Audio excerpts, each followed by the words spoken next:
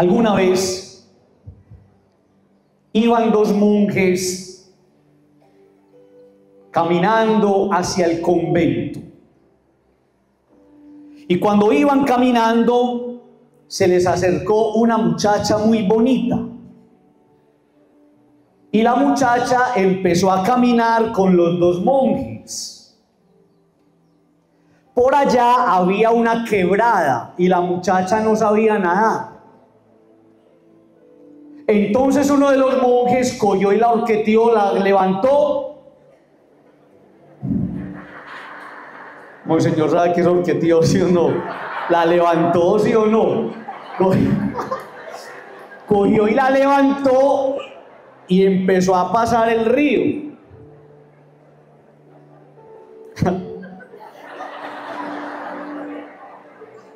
Siguieron caminando y cuando iban caminando el otro monje le empezó a echar cantaleta y le dijo: usted no debió haber cargado a esa muchacha, hombre. Usted no debió haber cargado, usted no hizo un voto de celibato, usted no hizo un voto de castidad, usted no sabe que se pueden despertar las pasiones, usted tiene que confesarse. Y le echó cantaleta por todo el camino. Cuando llegaron al convento, le volvió a preguntar: ¿usted por qué hizo eso? Y él le dijo: yo le ayudé a esa muchacha y la dejé allá.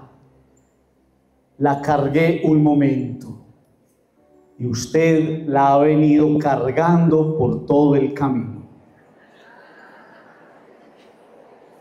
Vamos en camino, vamos en camino. Y para que este camino sea un camino maravilloso, somos invitados a soltar.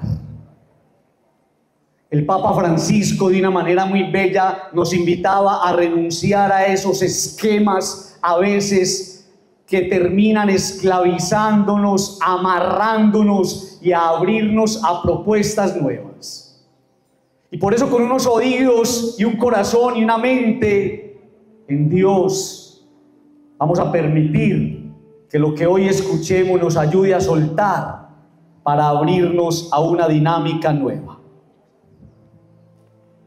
Volvamos al texto bíblico. Dos discípulos van de camino. Miren, amigos, una cosa maravillosa. Ser iglesia es ser en relación con el otro. ¿Qué acaba de decir? Ser iglesia es ser con el otro. Ese camino que están recorriendo estos dos discípulos representa a la iglesia, donde ustedes y yo somos invitados a reconocer en el otro como un compañero de camino. Esta experiencia en soledad es muy aburridora. Por eso entiende uno el Señor cuando mandaba a los discípulos que les decía: vayan de dos en dos. Es descubrir, queridos amigos, que esto tiene sentido cuando caminamos juntos. ¿Cuándo qué? Y ahorita van a ir entendiendo esa expresión tan bella. Esto tiene sentido cuando caminamos juntos. Estos dos discípulos tienen un norte claro. Ellos no están caminando como locos. Ellos saben para dónde van. Van a un pueblito que se llama Emaús. Y sucede una cosa extraordinaria. También nosotros en la iglesia tenemos un norte claro. También nosotros sabemos hacia dónde caminar y hacia dónde nos dirigimos. Queremos la construcción de una iglesia purificada, de una iglesia renovada, de una iglesia transformada, donde todos tengamos un lugar. Aquí nadie sobra, nadie sobra. Donde todos aprendamos en libertad a conocernos, a querernos y a aceptarnos. Voy a repetir eso. Donde todos aprendamos en libertad allá desde su parroquia, desde su grupo, desde la Legión de María, desde los proclamadores, desde la catequesis, desde la infancia misionera, allá desde el grupo en el que usted hace parte, allá tenemos que aprender en libertad a conocernos, a querernos y a aceptarnos. Nos cuenta el texto que estos dos discípulos que van hacia Emaús se van alejando de Jerusalén. Y yo quiero que usted caiga en la cuenta de lo que eso significa. Qué peligro tan grande cuando uno en este camino de fe se aparta del templo. Allá en Jerusalén está el gran templo y allá en el templo ellos se encontraban con el Dios de la vida. Qué peligro tan grande, porque ellos van caminando hacia Emaús, pero van dejando atrás Jerusalén. Qué peligro cuando uno se aparta del templo, cuando uno se aparta de Dios. Hay personas expertas en vivir peleándose todo el tiempo con el Señor, haciéndolo culpable de nuestras irresponsabilidades y de nuestras desdichas. Qué peligro tan grande cuando uno se aparta de su palabra y cuando uno se aparta de la Eucaristía. Es un peligro grande, queridos amigos, apartarnos de ese gran ideal. Todos como iglesia, escuchen esto tan hermoso, todos como iglesia somos invitados a participar de lo que Dios nos está pidiendo. Iglesia en comunión, iglesia en participación, iglesia en misión. Pero eso no va a ser posible si nos soltamos de Jesús. Por eso es peligroso cuando aparecen los protagonismos en las parroquias, en los grupos, en nuestra iglesia. Peligrosísimo cuando aparecen las peleas, las envidias, las divisiones. Y quizá esa sea la razón de la tristeza y la decepción de aquellos dos hombres que van por aquel camino. Miren, amigos, una cosa extraordinaria, maravilloso, el que Jesús en su generosidad se ponga a caminar con ellos. Una cosa linda, no estamos solos, no somos personas abandonadas de Dios. Esos que dicen el Señor se olvidó de mí es porque ellos ya se habían olvidado de Dios. Jesús se pone a caminar con ellos. ¿Por qué, Padre? Porque el Señor es el compañero del camino de la vida. El centro es Jesús. ¿Quién es el centro? ¿Quién es el centro? El centro es Jesús y necesitamos una iglesia, necesitamos una diócesis, necesitamos una parroquia que reconozca a Jesús haciendo camino sinodal, es decir, Jesús que camina a nuestro lado.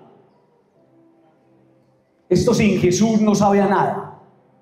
¿Usted se ha puesto a pensar eso?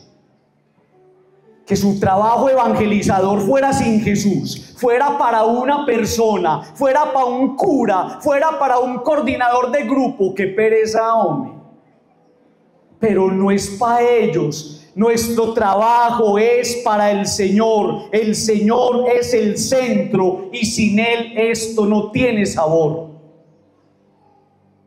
Escúchenme lo que les voy a decir.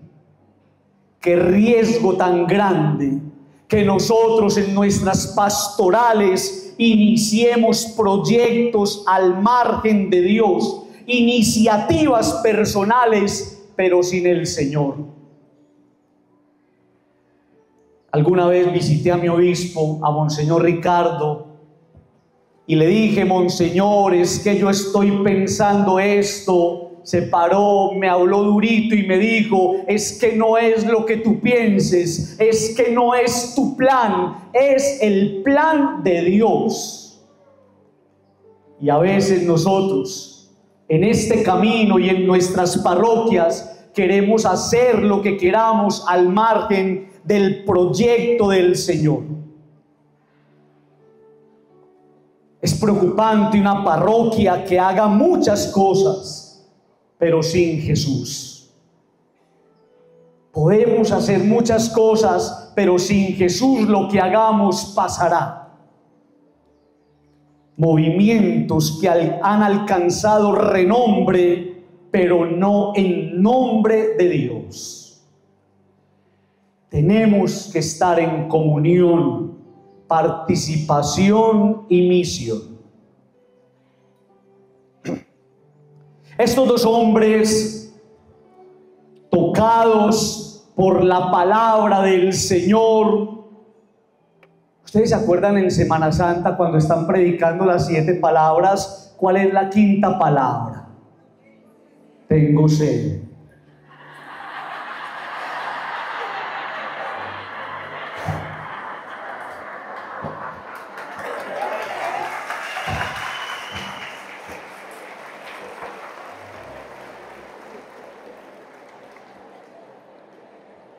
Y ellos siguen ahí como si nada. ¿Para qué los trajimos? Miren, amigos, tocados por su palabra, le dicen: quédate con nosotros. Quédate con nosotros. Y va descubriendo uno que la madurez espiritual y eclesial llega cuando somos capaces de darle el lugar primero a Jesús en todos los procesos, en todo lo que hagamos, en todo lo que arranquemos, hasta el punto de decirle: Señor, sin usted esto no funciona, quédese porque lo necesitamos. Esto es una obra de Dios, no es la obra del Padre Freddy, no es la obra del Padre Carlos, no es la obra del Padre Chucho, es la obra de Dios, y todo se hace con Él, nada sin Él. ¿Todo qué? Todo con Dios, nada sin Él. Jesús siguió caminando con ellos. Eso es lo que hace el Señor todos los días. Ahorita se me arrimó una señora, estaba con el esposo y me dijo: Padre, yo me levanto con usted. Y le dije: ¿y no se acuesta conmigo? No, Padre. Todo con Dios, me acuesto con Dios, me levanto con Dios. Todo lo hago con Dios. Gracias a la señora que se levanta conmigo ahí, escuchando cositas. Dice la palabra: tomó el pan, lo bendijo, lo partió y se lo dio. ¿Qué hizo Jesús ahí? Le celebró la misa. Una cosa de locos, hombre. La misa. Y nunca se les va a olvidar esto. Por eso amen mucho a sus sacerdotes. Donde hay Eucaristía, hay un camino grande de esperanza. Y todo lo que una persona le pida a Dios en la Eucaristía, Dios se lo va a conceder. Y llegan y le dicen a uno: Padre, dígame una oracioncita, dígame una novenita, dígame de qué santo me pego. Y yo le digo: péguese de la Eucaristía. No puede haber nada más grande que la Eucaristía. Por eso, seguramente aquellos hombres con el corazón destrozado y desesperanzado les celebró la misa. En la Eucaristía uno descubre una gran verdad, y nunca se le olvide. Cuando usted esté allá en su parroquia, sentado ahí en la banquita, y ahí está el altar y sale el Padre y empieza a celebrar la misa, no se le olvide que en esa mesa todos somos iguales. ¿En esa mesa qué? En esa mesa todos somos iguales. Y miren qué cosa tan especial. En esa mesa todos cabemos. En esa mesa todos cabemos, ahí cabemos todos, nadie queda excluido, todos tenemos un lugar, los Pedros que niegan, los Judas que traicionan y también los que mucho aman como Juan. Tenemos un lugar ahí. En la Eucaristía no pueden haber pretensiones ni ambiciones. Y por eso la tentación de los zebedeos de tener puestos allí desaparece. En la Eucaristía compartimos la misma esencia. Allí todos somos lo mismo. Somos los hijos predilectos de Dios. ¿Somos qué? Los hijos predilectos de Dios. Jesús hace un amague como de seguir de largo y entra y se queda con ellos, les celebra la misa y dice la palabra, se les abrieron los ojos. Eso es lo que necesitamos, no se le olvide. Si usted es capaz de entender en este encuentro que hay que abrir los ojos y comprometer el corazón, este encuentro tan bonito y tan bien organizado habrá valido la pena. Se les abrieron los ojos. Una iglesia con los ojos abiertos, capaz de reconocer el mandato del Señor, de leer lo que el Espíritu nos sugiere. Hombres y mujeres de ojos abiertos, capaces de entender la misión desde el servicio y no desde la competencia. Cuando están allá adentro, ellos están emocionados y se van diciendo, ¿oíste, hombre? ¿Vos no sentías que por el camino nos ardía el corazón? ¿Qué era eso, hombre? Les estaba ardiendo el corazón. Y por eso, queridos amigos, el trabajo y compromiso eclesial, lo que usted hace con tanta alegría, cuando usted gasta su vida en una parroquia, ese trabajo y compromiso eclesial es sano cuando está centrado en Jesús, cuando está libre de protagonismos, cuando pone a arder el corazón, cuando arde de alegría, cuando arde de gratitud, cuando arde de emoción. Padre, ¿emoción de qué? Emoción de que nosotros tan indignos y el Señor nos haya invitado a ser servidores suyos. Pregunta, ¿de dónde vienen esos dos discípulos? ¿Y para dónde van? Y entonces me dice la palabra que cuando pasó todo eso, le celebró la misa, lo reconocieron, se le abrieron los ojos, les ardía el corazón, ellos se volvieron a Jerusalén.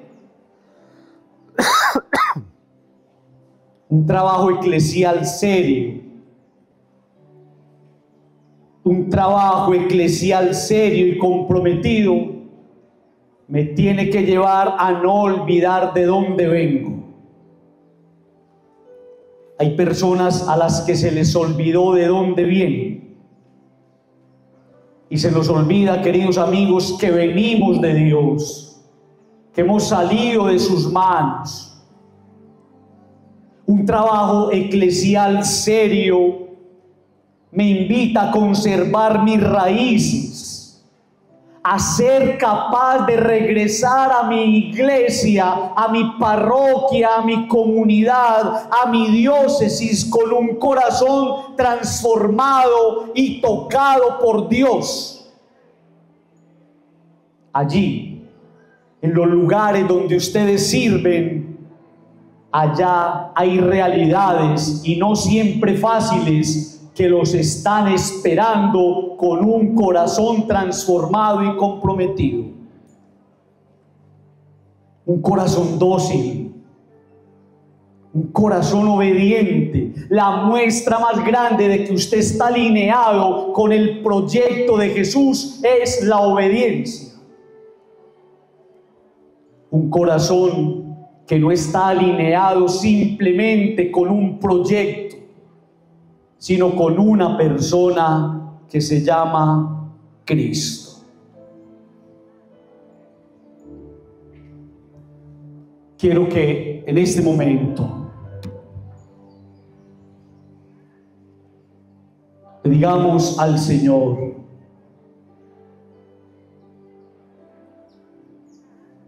que se haga presente en medio de nosotros. Le pidamos al Señor el regalo del Espíritu Santo para que nosotros entendamos estas palabras, para que entendamos que una persona tocada por el Espíritu Santo desarma el corazón y simplemente se dedica a servir en nombre de Dios.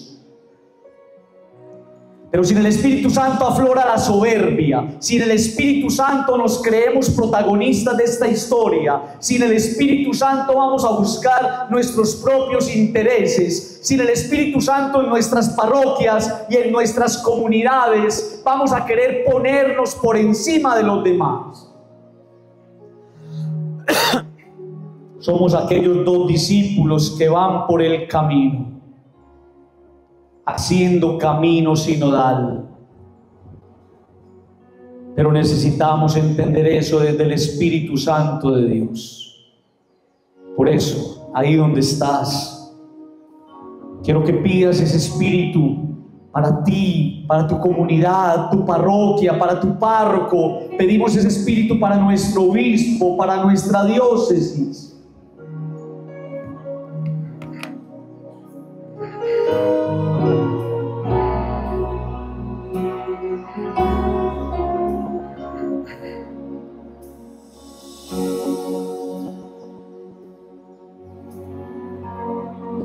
¿Qué dice el Evangelio de aquellos 2 discípulos que se acostaron a dormir muy cansados ese día?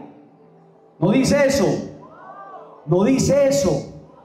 No, miren lo que dice. Dice que volvieron a Jerusalén y empezaron a predicar.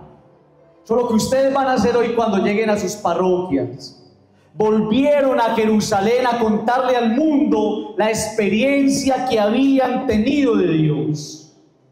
Y esa es nuestra tarea, esa es nuestra misión, pero solo se da después de ese encuentro con la persona amada de Jesús. Ustedes son muy especiales.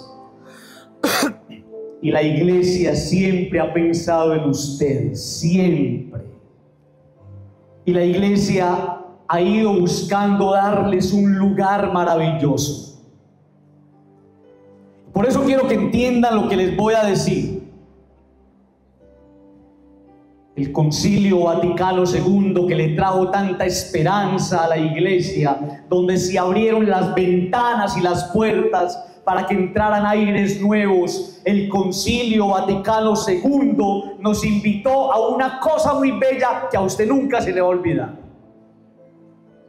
Nos invitó a superar la experiencia de una iglesia piramidal, donde estaba ya el Papa, donde estaban allá los cardenales, donde estaban allá los obispos y los arzobispos, donde estaban los sacerdotes, los diáconos, y allá abajito estaban ustedes, el pueblo, nosotros.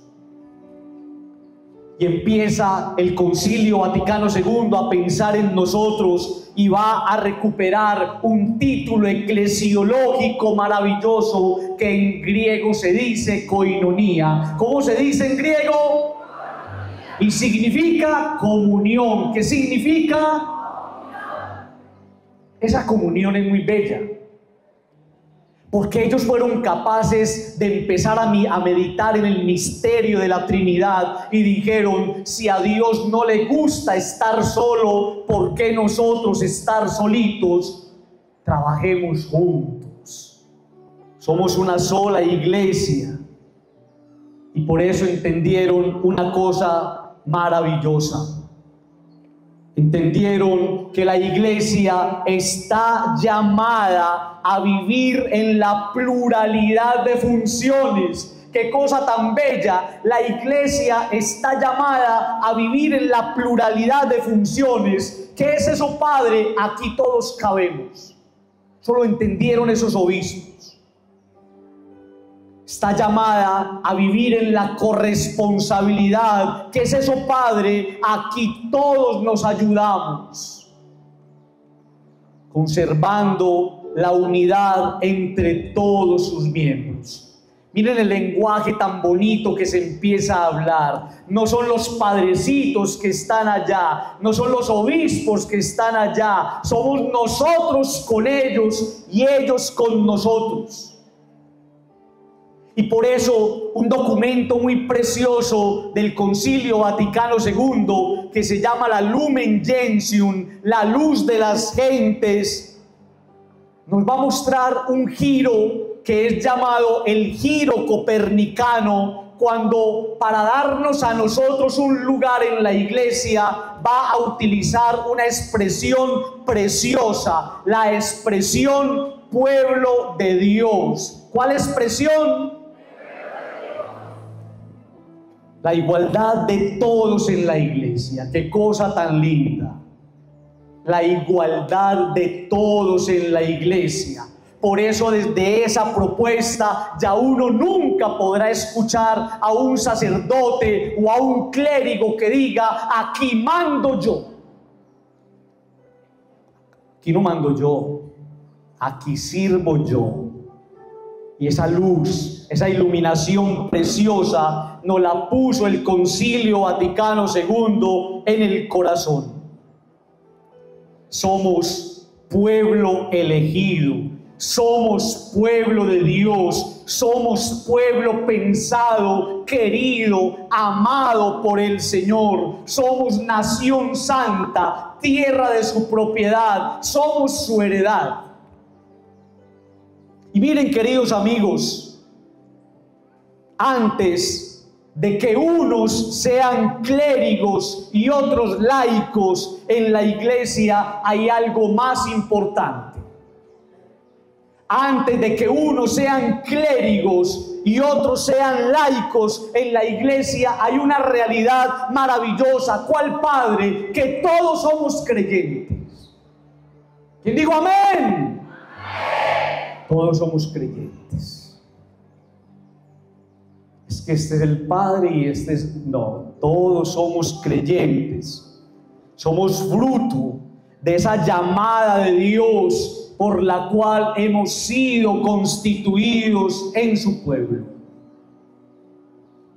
Y va entendiendo uno, queridos amigos, desde esa posición, cuando el Papa Benedicto XVI es capaz de decir esto: en la iglesia debe reinar el ethos de la igualdad y de la fraternidad.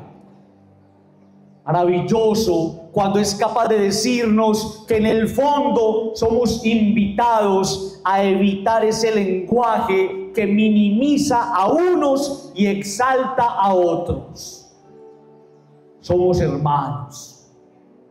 Somos hermanos, y eso es lo más importante.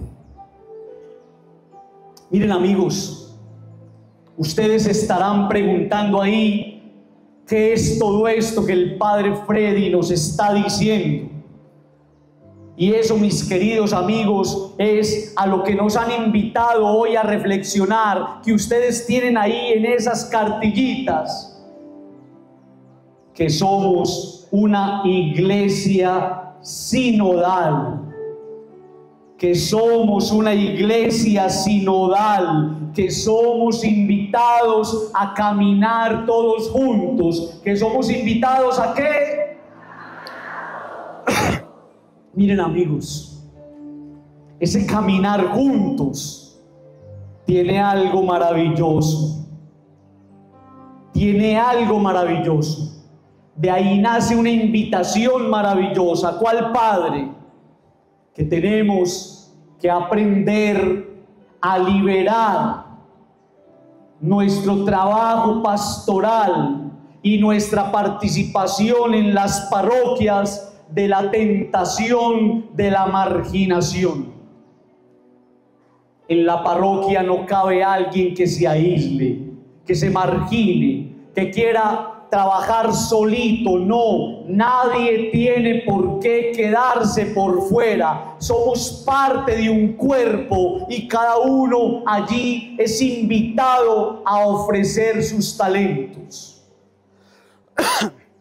Entonces, la iglesia ya no nos va a entender a nosotros como cada uno en la individualidad. No. Respeta nuestra individualidad, pero la iglesia no puede entender que cada uno esté armando rancho aparte. La iglesia es comunión de hermanos. Qué cosa tan linda. La iglesia es comunión de hermanos que tomaron la decisión de caminar juntos porque así lo quiere el Señor.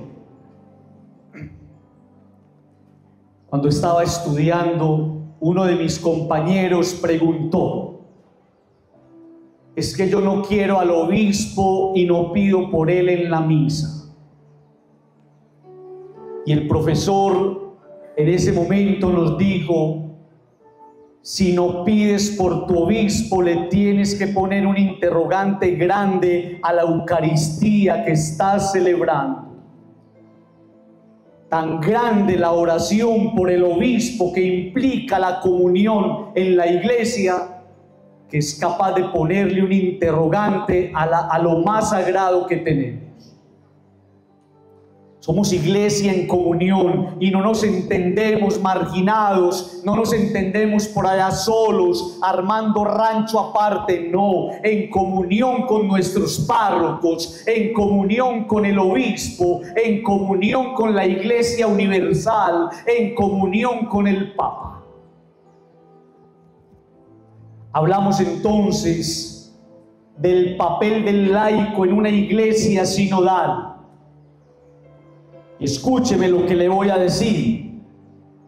Aprendemos que la sinodalidad es caer en la cuenta de que los laicos, escuchen eso tan bonito, de que los laicos no solo tienen que ser escuchados. Los laicos no solo tienen que ser escuchados, sino que también los tenemos que hacer corresponsables en las tomas de decisiones.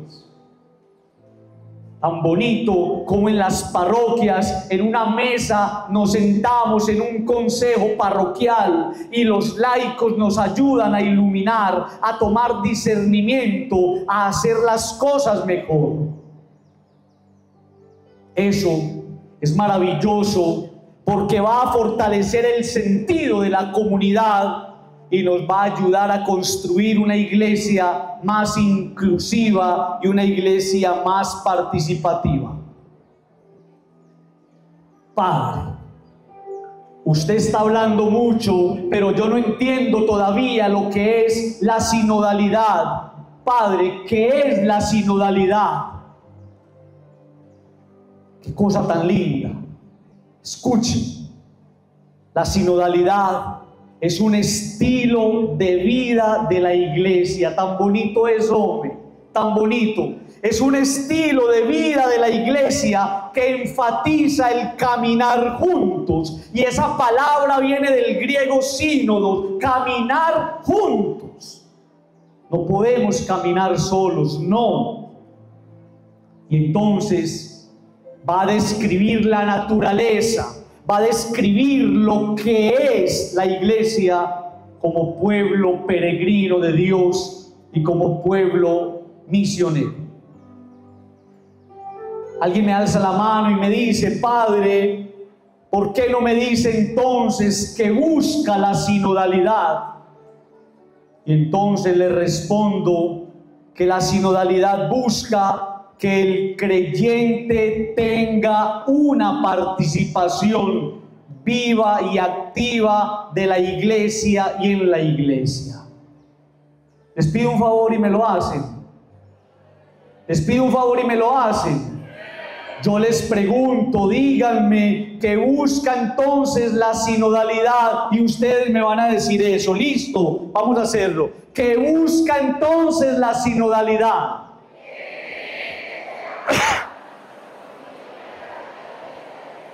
Se le olvide eso, por favor. Y saben ustedes cuándo van a encontrar ustedes un párroco muy querido, cuando ustedes se acerquen y le digan esto con amor y el párroco los escuche. Cuando ustedes le digan, padre, yo estuve en la charla del padre Freddy, pilas pues con esto. Y el padre querido, noble, le dice, sí, eso es, trabajemos juntos, caminemos juntos, apostémosle juntos a esto. Miren amigos, ¿qué es lo que estamos buscando con esto? Estamos buscando la comunión. ¿Cómo así, Padre, que la comunión? Sí, estar unidos en una misma fe. Mi profesor de eclesiología en el Seminario Mayor de Medellín, que se llamaba Fernando Bernal, me decía, muchachos, ¿a ustedes no les parece muy lindo que a esta hora estemos celebrando la misma misa en todas las partes del mundo? Que se lean las mismas lecturas, que en toda la Iglesia Católica Universal oremos por el Papa, que los sacerdotes hoy estén vestidos de verde en todas partes. ¿Cómo se llama eso, Padre? Iglesia en comunión. Nosotros no somos unos charlatanes que allí hacen unos una cosa y allí hacen otros otra cosa. Estamos en comunión con el párroco, y en el párroco con el obispo, y en el obispo con el papa. Qué cosa tan bella hoy. ¿Qué buscamos? Buscamos la participación. ¿Qué es eso, Padre? Involucrarse activamente, no de brazos cruzados, no inoperantes, involucrarnos activamente en la vida de la comunidad. Hay un pecado que se llama el pecado de la omisión. Mucha gente no confiesa eso. A veces hay que sacárselos con ganzúa. ¿Y qué es ese pecado, Padre? Es que usted tiene mucho para dar y se lo está guardando. Es que usted tiene talentos y no los está poniendo al servicio de los demás. Es que Dios a usted le regaló una mente amplia y usted no es capaz de poner eso al servicio de la iglesia. Padre, ¿y por qué es pecado de omisión? Porque Dios le va a preguntar a usted por qué lo hizo tan especial y usted se guardó todo eso. Eso es lo que se llama participación. Porque tengo talentos y he sido bendecido, me involucro más en mi parroquia, en mi diócesis, en mi iglesia. ¿Qué buscamos, Padre? Buscamos la misión, llevar el amor de Dios al mundo entero. Que buscamos es que la iglesia sea más corresponsable y, como decía el Papa Francisco, una iglesia más en salida. Amigos, en un encuentro maravilloso que el Papa Francisco tuvo en Ucrania, cuando estaba hablando de la sinodalidad, pregunta, ¿qué es sinodalidad? Caminar. Voy a decirlo otra vez, ¿qué es sinodalidad? No podemos caminar solitos, no podemos caminar solitos. El Papa Francisco en Ucrania, hablando de la sinodalidad, decía: ser iglesia es ser comunidad que camina junta. Miren amigos, un sacerdote que logre eso, que su comunidad camine juntica. Y no significa caminar haciendo fila, no. Significa que su corazón está alineado al de Jesús. Y cuando el corazón de una persona está alineado al de Jesús, uno es capaz de caminar en obediencia, y eso es caminar juntos. Decía el Papa Francisco, no es suficiente tener un sínodo, No es suficiente tener un sínodo, es necesario ser sínodo. Qué cosa tan bella, ¿no? Hay que ser sínodo, es decir, hay que estar dispuestos a caminar, a hacer camino con el otro. El Papa, con una mente abierta, decía: para ello es necesario un diálogo, un intercambio entre los pastores y los fieles.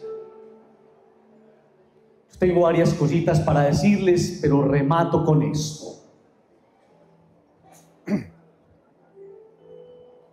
Los sacerdotes, los que estamos aquí, estamos listos para entender esto. Y más cuando tenemos un obispo de mente abierta y tan querido. Los sacerdotes estamos listos para entender esto, que hay que caminar junticos, que tenemos que bajarnos un poquitico del parapeto donde nos subieron. ¿Usted me escuchó eso que yo le dije? Parapeto. Nada mejor que estar con el pueblo. Y en palabras del Papa Francisco, qué bueno es oler a oveja. Pero también, escúchenme, con esto termino. Aquí es necesario un pueblo dócil.